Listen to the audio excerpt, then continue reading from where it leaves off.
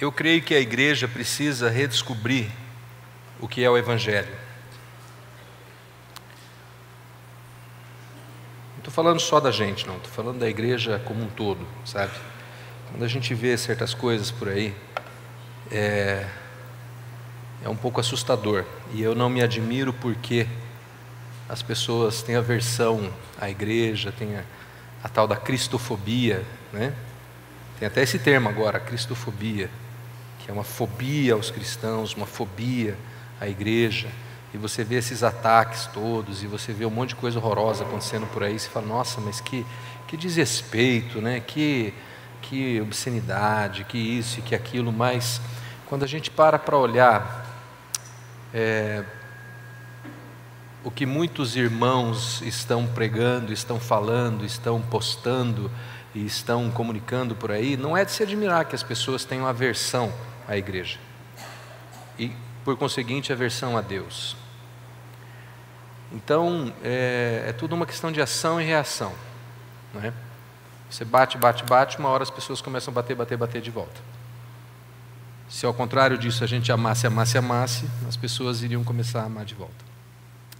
Então,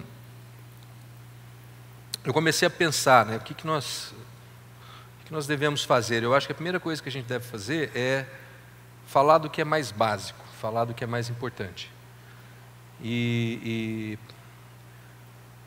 o que é mais básico? O Evangelho. Né? O Evangelho. Nós somos chamados para proclamar o Evangelho. Essa é a base da igreja. E aí a gente faz um monte de outras coisas como ferramenta para proclamarmos o Evangelho. E muitas coisas são muito boas, mas nós não podemos perder o foco. Nós precisamos sempre voltar para o Evangelho. E o que é o Evangelho? Que Deus amou o mundo. Deus amou o mundo. E Deus ama o mundo. Né? Continua um zumbidinho aí, vocês estão percebendo, né? Um gravezinho que está sobrando. Essa é a base do Evangelho. E nos domingos retrasados, antes de eu viajar para o México, aliás, abrindo um parênteses, eu fui para o México, eu nunca tinha ido para o México na minha vida, né? Aí eu vou para o México, dá terremoto, dá furacão, só faltou o Godzilla surgir lá das águas, né? Todo dia eu olhava para o oceano e falava assim, daqui a pouco surge um monstro aqui e vem comer a gente. Porque, fala sério, né? Eu acho que não era para ter ido para o México. Tá? Mas voltando. Então, quando eu estava pregando antes de eu ir para o México, né, nas semanas anteriores à minha viagem, eu falei sobre os frutos do amor. Não sei se algum de vocês lembra, espero que sim. Mas eu falei, na semana anterior eu tinha falado sobre o ego transformado, como nós somos transformados quando a gente entende quem nós somos em Cristo. E, por consequência dessa transformação, nós produzimos frutos, que eu chamei de frutos do amor. Isso foi lá em... Que mês que nós estamos? Isso foi lá em agosto, né? Nós estamos em setembro agora. Não é agosto, beleza. Só que aí eu comecei a pensar, puxa vida, mas esses frutos do amor que todos nós queremos produzir, eles acontecem quando nós entendemos que nós somos amados. É o tema de hoje. Nós somos amados. Aí você pode até falar, Eli, mas você já falou tanto sobre isso, você vive falando sobre isso, eu sei. E eu vivo falando sobre isso, e eu acho que eu preciso continuar falando sobre isso, porque, a começar em mim, às vezes eu percebo atitudes ou conceitos que não são compatíveis com quem verdadeiramente compreende que é amado por Deus. Então eu sinto o Senhor nos trazendo de volta a isso. Espera aí, vamos para o mais básico. Vamos para o mais básico. Vamos para a essência do Evangelho. A começar pela primeiro ponto, primeira questão, primeiro porquê do Evangelho. Nós somos amados. E a gente cresce ouvindo algo muito diferente. Eu não sei quantos de vocês cresceram na igreja. Só para eu ter uma ideia, quem aqui passou a infância, cresceu desde pequenininho na igreja? Quem foi na escola dominical, ou na catequese, esse tipo de coisa? Bastante gente. A maioria de nós que crescemos na igreja, ouvimos que Deus estava irado. Sim ou não? Que os olhos de Deus estão em todos os lugares, estão vendo o que você está fazendo, o Senhor está vendo. Talvez você cresceu ouvindo isso. E aí você cresce pensando em Deus como aquele velhinho barbudo, bravo, com o raio na mão. Né? E não como um pai amoroso.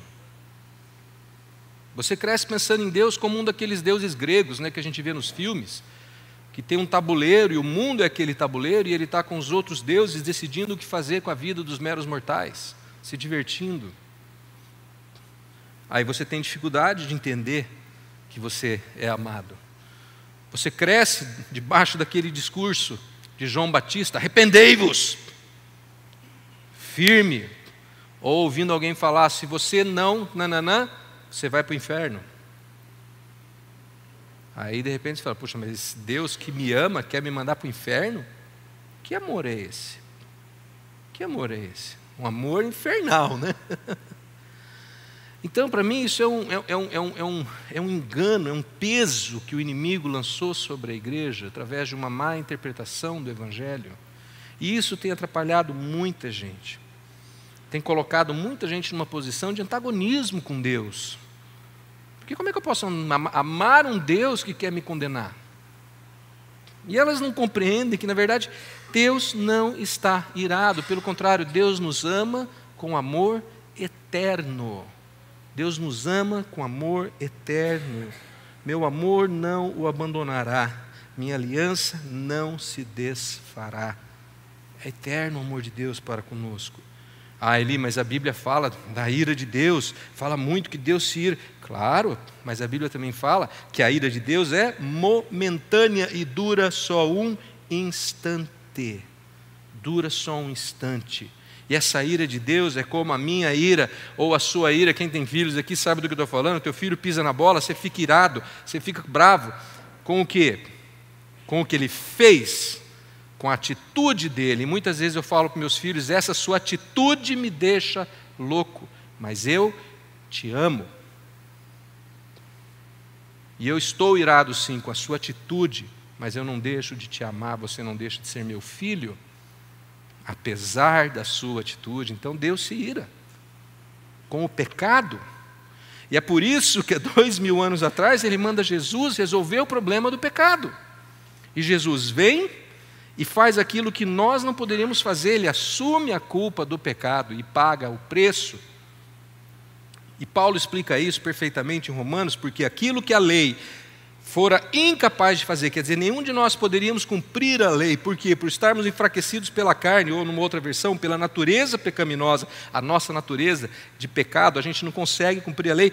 Deus cumpre enviando o seu próprio Filho, a semelhança de homem pecador, como oferta pelo pecado. Deus manda Jesus, Jesus vem, resolve o problema da culpa, resolve o problema do pecado, e assim condena o pecado na carne, a fim de que as justas exigências da lei, quer dizer, tudo aquilo que a lei exigia, fosse cumprido, fosse plenamente satisfeito em nós, que não vivemos segundo a carne, mas segundo o Espírito. Que Espírito? O Espírito Santo que habita em mim e em você. Quando você decide por Jesus, quando você aceita Jesus, você recebe o Espírito, e não há mais pecado.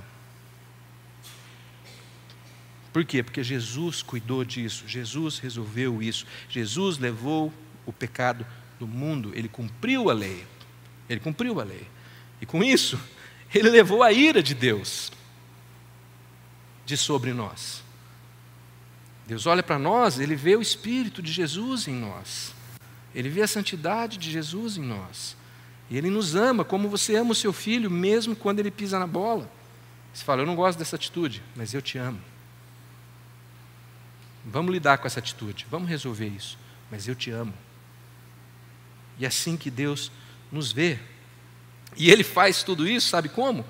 Quando? Quando a gente ainda era pecador. Não é pelo que você fez, pelo que você deixou de fazer. E eu amo esse versículo, eu amo essa passagem, Romanos 5,8, por quê? Porque ela derruba totalmente aquele discurso legalista de algumas pessoas que falam assim: não, vai lá, se limpa, se arruma e depois você vem. Ah, você fuma? Para de fumar, depois você vem. Ah, você bebe? Para de beber, depois você vem. Ah, você faz isso, faz aquilo? Resolva-se, daí você vem. Jesus fala o contrário: peraí, não, eu fui te buscar quando você era pecador. Eu te aceitei quando você era pecador. Eu não aceito o pecado, mas eu aceito você. Eu morri por você, para te dar vida, enquanto você ainda era pecador. Jesus já fez o que Ele tinha que fazer. muito antes de nós tomarmos uma decisão. Não é assim, eu quero Jesus, daí Jesus fala, então eu vou lá morrer por você. Jesus já morreu por você. A obra já está feita. Já está feita. E hoje a gente pode ter paz com Deus, gente. Acabou ira. Não há mais ira. A palavra diz o seguinte: tendo sido, pois, justificados pelas fé, temos paz com Deus. Nós estamos em paz com Deus. Não há mais Deus irado contra nós, querendo nos punir, querendo nos condenar, porque Jesus pagou o preço. Porque Ele nos amou. Porque Ele nos amou. Porque Ele nos ama. Então, o nosso amor humano, sim, é uma resposta aos estímulos, é uma resposta aos sentimentos. Alguém faz algo que você gosta, você fala, nossa, eu amo essa pessoa. Você come uma pipoca gostosa, você fala, nossa, eu amo essa pipoca. Você assiste um filme e fala, nossa, amei esse filme. Por quê? Porque você está estimulado. Amei esse louvor. Amei esse carro. Né?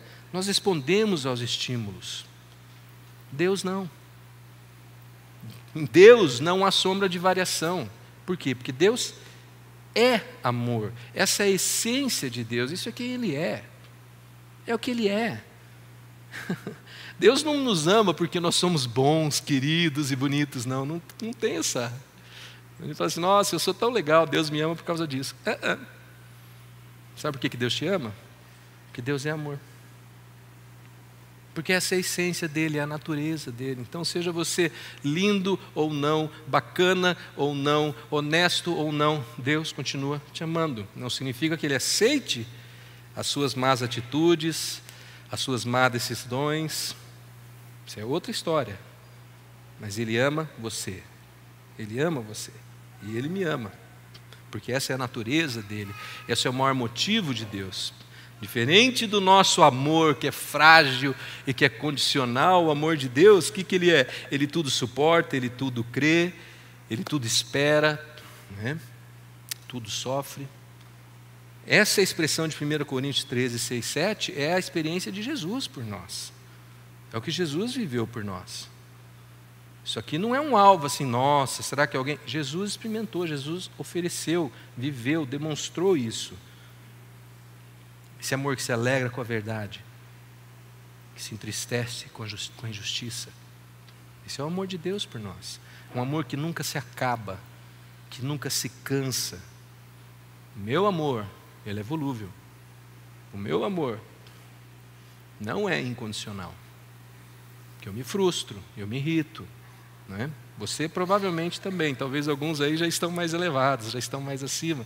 Mas a maioria de nós somos assim. Né? Mas não o amor de Deus. O amor dele por nós é constante, é pleno, é eterno. É isso que nós precisamos compreender. É nesse amor que nós estamos inseridos. Agora,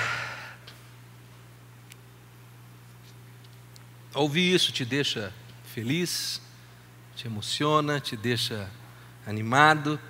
Deveria. A gente deveria ouvir isso e falar assim, uau! Eu sou amado, caramba, eu sou amado.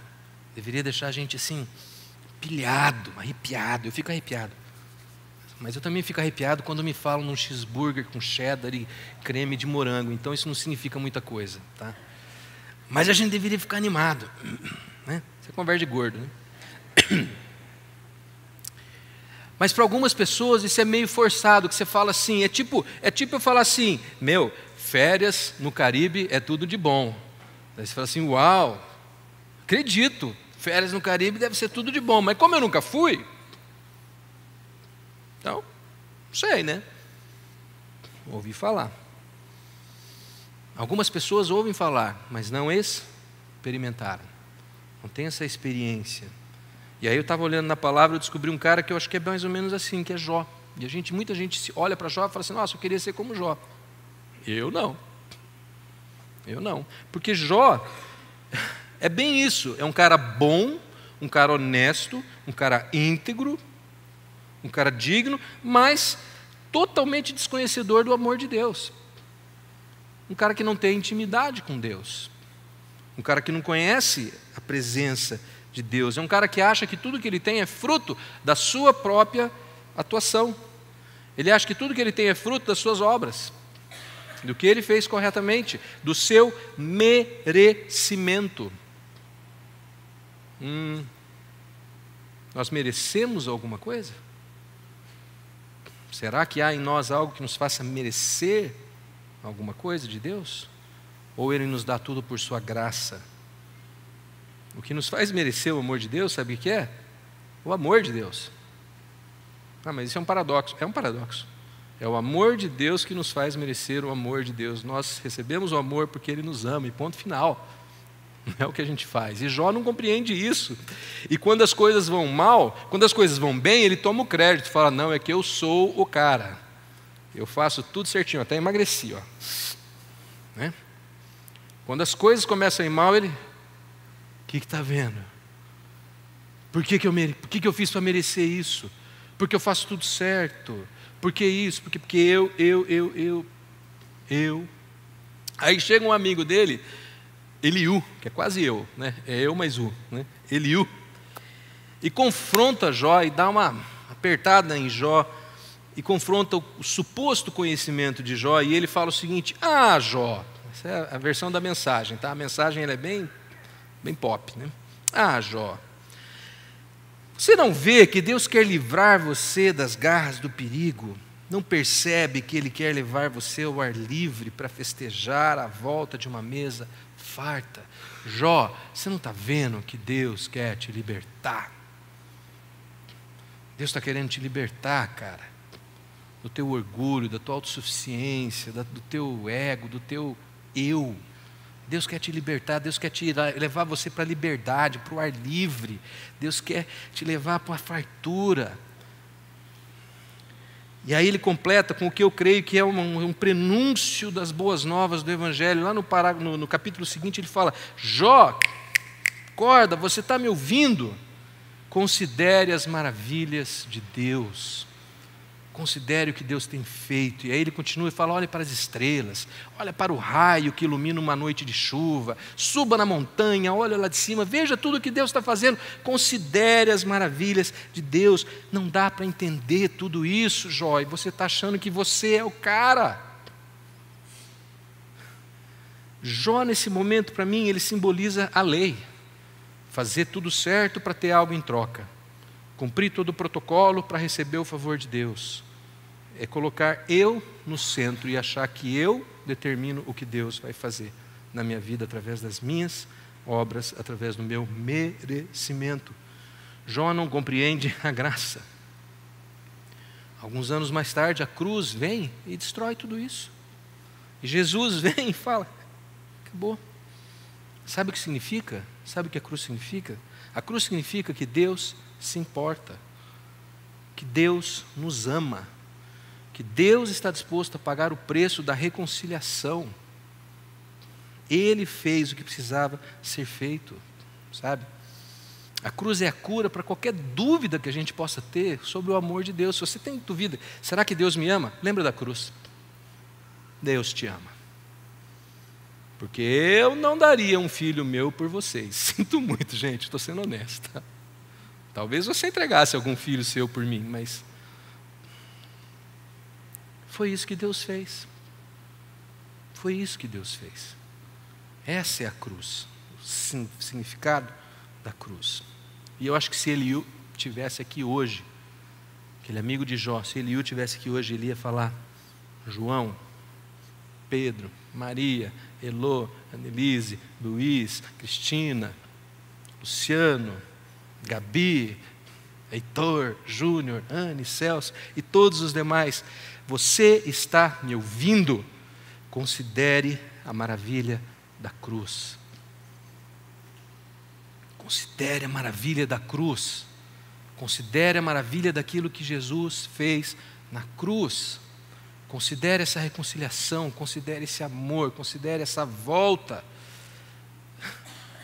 E tudo isso não é recompensa pelo que você fez, pelo seu bom comportamento. Tudo isso é fruto da graça e do amor de Deus por nós. Tudo isso é Deus se inclinando até nós.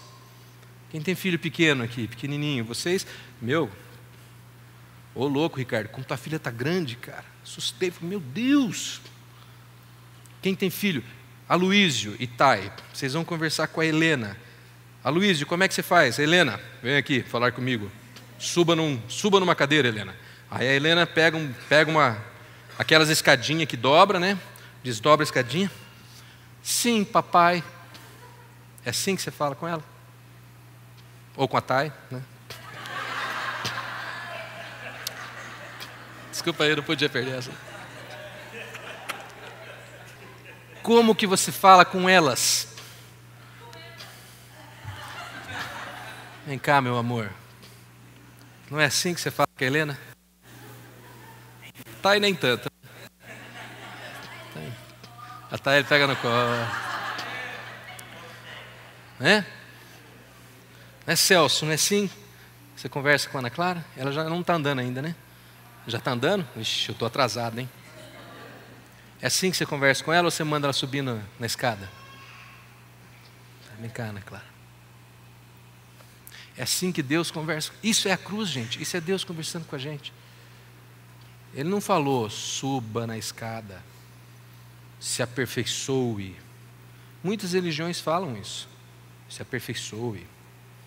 Torne-se um ser evoluído. E aí você vai, sei lá o quê. Jesus fez o contrário. Falou, não. Eu vou até você. Eu vou descer para que você possa subir. Jesus veio, Jesus desceu para que nós pudéssemos subir até Ele. Nós irmos até Ele é consequência dele ter vindo até nós. O amor é consequência da graça, e a graça é consequência do amor. É um ciclo virtuoso. Deus nos dá a sua graça porque Ele nos ama. Nós recebemos o amor por causa da sua graça. Isso precisa ficar claro para nós. Porque quando a gente recebe isso, quando a gente entende isso, aí a gente recebe esse amor. E a gente sabe, uau, eu sou amado. Eu sou amado.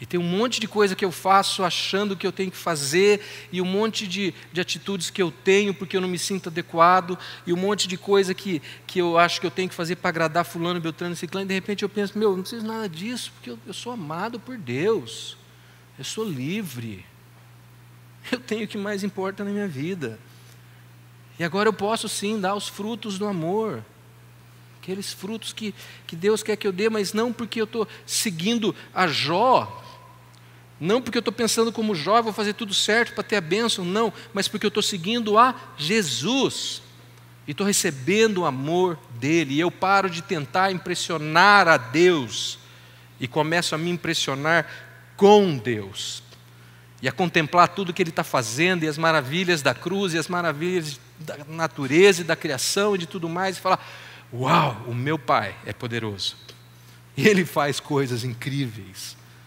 Ele faz coisas fantásticas, e Ele me ama, e eu sou especial para Ele. Nós precisamos compreender isso. Sabe, lá em Apocalipse, quando Jesus fala para as igrejas,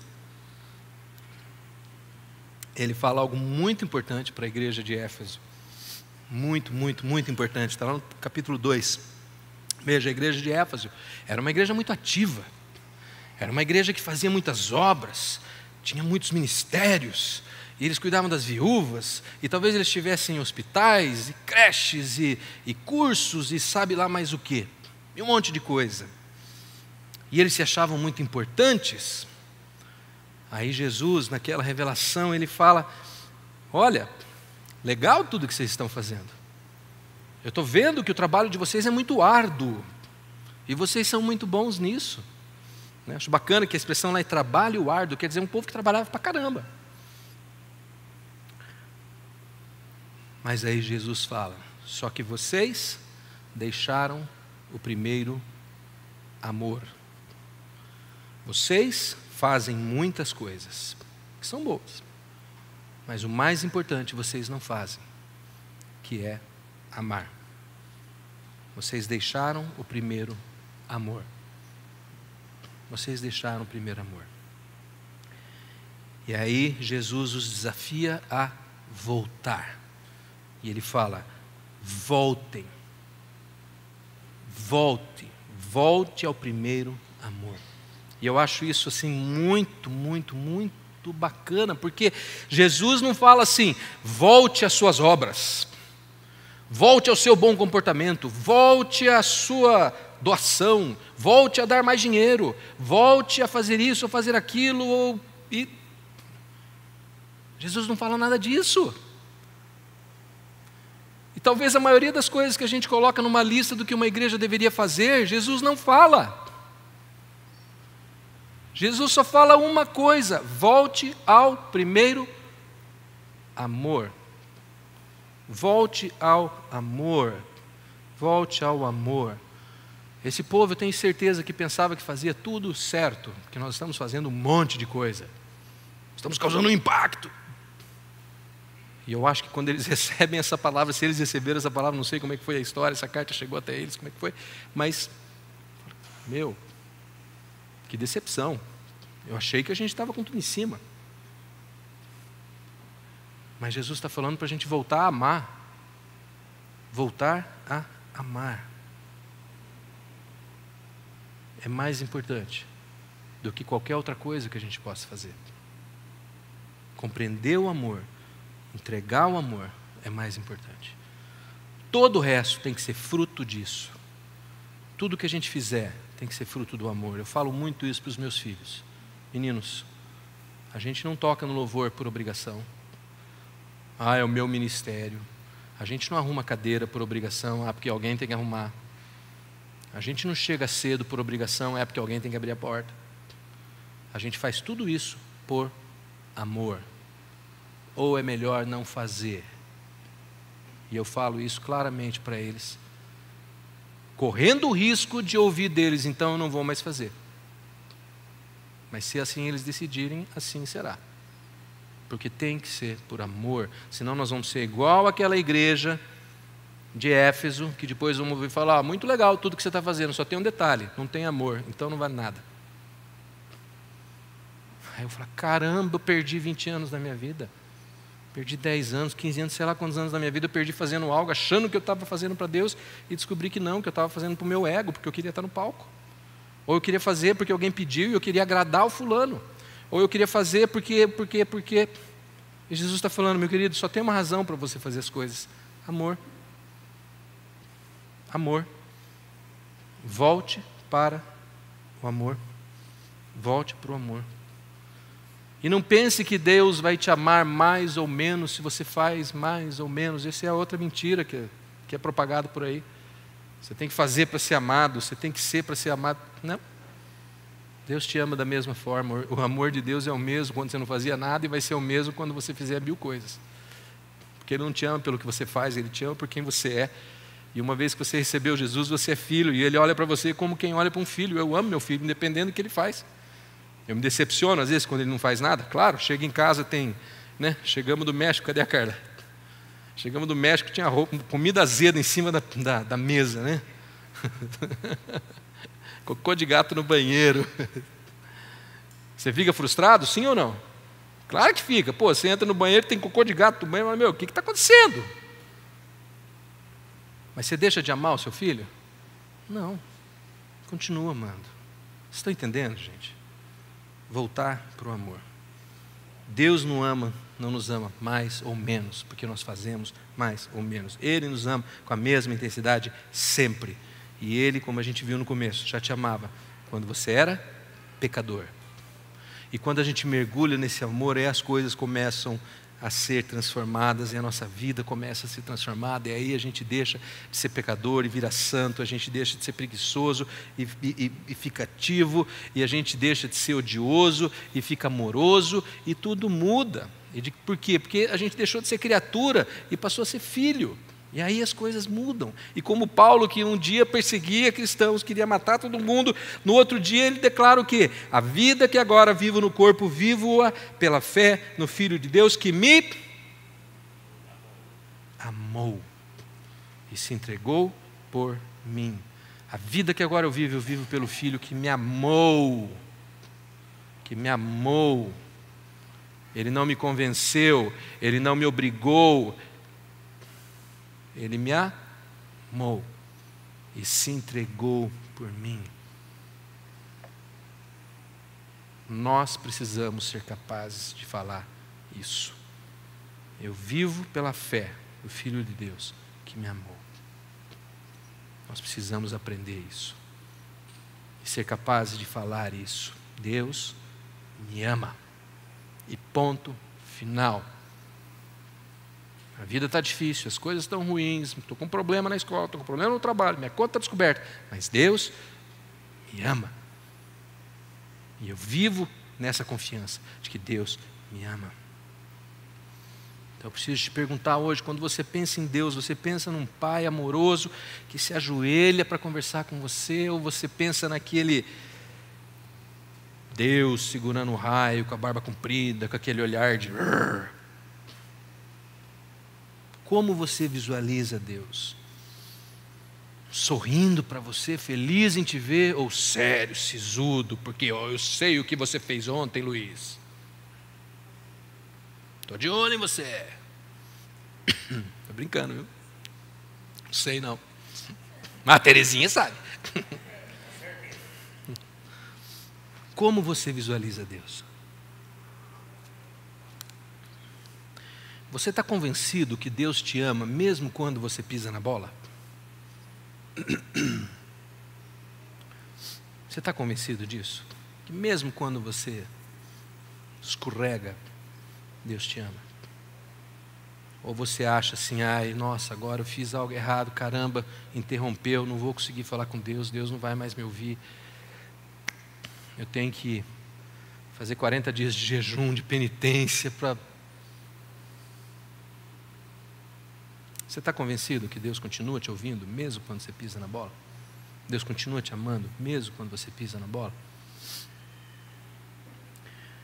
Talvez, só talvez, você esteja seguindo a Jó, pensando assim, eu preciso fazer tudo certo.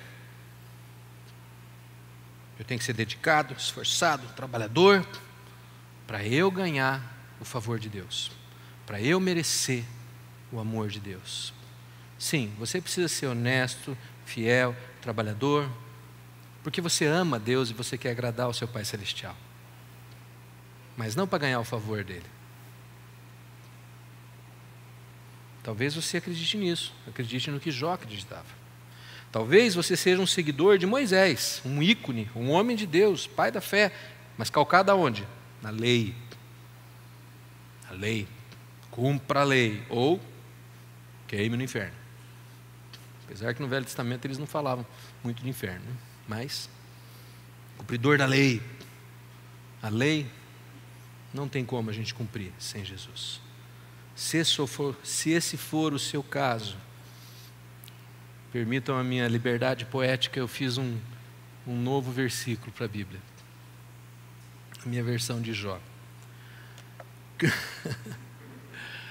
Considere as maravilhas de Deus reveladas em Cristo e sua obra. Eu estou sem óculos, não consigo enxergar. E volte ao primeiro amor. Escreva isso na sua Bíblia. É a junção daqueles 2 versículos de Jó. Considere as maravilhas de Deus reveladas em Cristo, em sua obra. Considere o que Jesus fez para você. Considere o que Jesus tem feito para você. E volte ao primeiro amor. Volte ao primeiro amor. É isso que Jesus mais quer, que a gente volte ao primeiro amor. Aquele amor que nos faz agir como consequência. Aí eu vou fazer as coisas porque eu amo. Aí eu vou falar porque eu amo. Eu vou proclamar porque eu amo. Eu vou orar porque eu amo. Eu vou acordar mais cedo porque eu quero estar com Jesus, porque eu amo Jesus, não porque o pastor falou que eu tinha que fazer isso. Eu vou louvar a Deus, eu vou botar um louvor, não porque sei lá o quê, mas porque eu quero louvar, porque eu amo. Volte para o primeiro amor. Considere o que Ele fez e volte ao primeiro amor. Volte para aquele que te amou primeiro, aquele que se entregou por você e que te ama incondicionalmente. Ninguém mais faz isso por você. Olhe para a cruz e veja, né, Celso, o amor furioso. Até perguntei para o Celso, tem uma música que, né, cantamos domingo passado, senão eu ia cantar hoje de novo. Que eu falei, eu queria ouvir aquela música do amor furioso. É um amor furioso, que se entrega, que se dá. Nunca duvide desse amor. Nunca duvide desse amor. O preço que ele pagou foi alto demais para a gente duvidar dele. Não façam isso. Vamos orar? O pessoal pode subir. Pai, obrigado, Senhor, porque o Senhor nos amou. O Senhor nos amou quando nós ainda éramos pecadores. Isso é prova do seu amor incondicional por nós. Isso é prova do seu amor furioso por nós. Isso é prova de que não há absolutamente nada que a gente possa fazer para fazer o Senhor nos amar mais ou menos. E nós somos gratos e nós te louvamos por isso, Senhor. Mas nós confessamos, Pai, a nossa dificuldade de compreender e experimentar esse amor. Por tantos motivos, para nós, às vezes é difícil acreditar nisso. Nossa mente está cauterizada às vezes, Pai. Então eu peço, Senhor, uma manifestação sobrenatural do Teu Espírito Santo. Eu peço que o Senhor esteja tocando a cada um aqui, a começar em mim, revelando e nos fazendo experimentar esse amor de uma maneira nunca antes experimentada.